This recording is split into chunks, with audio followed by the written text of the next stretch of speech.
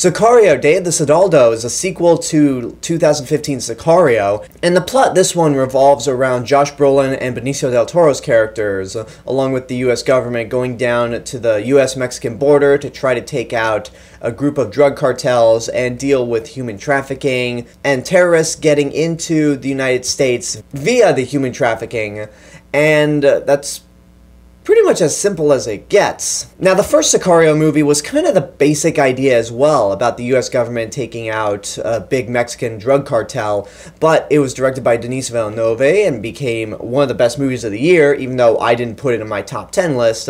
That's because I didn't have that much of an appreciation for it back then. It all revolved around Emily Blunt's character, who just seemed kind of useless, but then I just realized she's the audience avatar. Everything that she sees, we see through her eyes, and we really get to see how fucked up the government can be, and just the horrible lengths they'll go to get something done. Because with that movie and this movie here, this series is not all about go USA, the good guys win, the bad guys lose.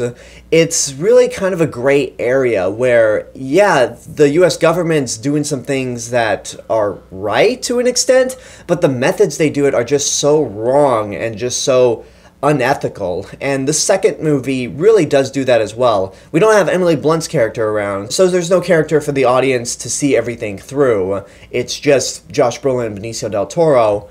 Unfortunately, I don't think this movie is as well made or as tight as the first Sicario was. And my ultimate problem with this movie has to deal with the script.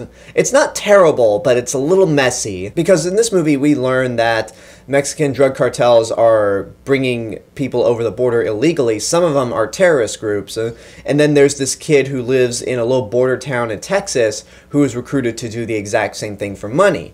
Okay, that's part of the plot, but it feels like its own movie in a way, and when our main characters actually get into the meat of the story with the drug cartels and human trafficking, it just kind of loses focus and becomes a man-on-a-mission movie where Benicio del Toro is tasked to protect this girl whose father is the head of a drug cartel, and the little girl is played by Isabela Moner, who everyone first saw in Transformers: The Last Knight, and I would just like to point out for the record, I still have not seen it, with no plans of seeing it. But the one little thing that everybody seemed to agree on when that movie came out is that she was really good and the best actress in the movie, and then watching her in Sicario, yeah, she's really good. Like, she is surprisingly good and manages to be on the same level of Josh Brolin or Benicio del Toro, and both of them give great performances as well. This has really been Josh Brolin's summer because of this, Deadpool, and Infinity War. He is just on a hot streak. But anyway, back to this area being a little messy.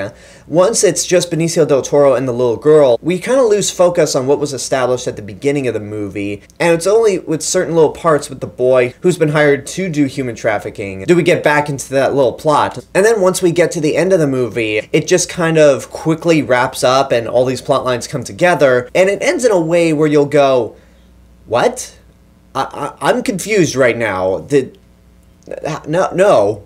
And when I say ending, I don't mean the very last shot of the film or the very last scene. I mean, like, everything that kind of leads into the ending. Because the very last scene of the movie is actually intriguing. It makes me want to see another follow-up if they decide to do one, because I think it was very interesting to do a sequel to Sicario, because with all the things going on with the US government right now, it's interesting that this is now established as a series that really has no point of being a series unless it actually has something to say. And this movie does have something to say to a certain extent, but like I mentioned, the script is a little messy and it just doesn't come across as good as the first Sicario. So I would still say it's a good movie. It's not great. What's good about it are the performances.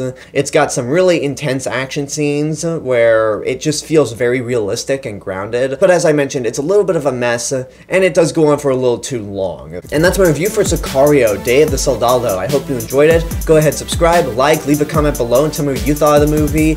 Go ahead, support my Patreon page, follow me on social media, and until next time, this is the Real Mr. Robinson telling you there's only one.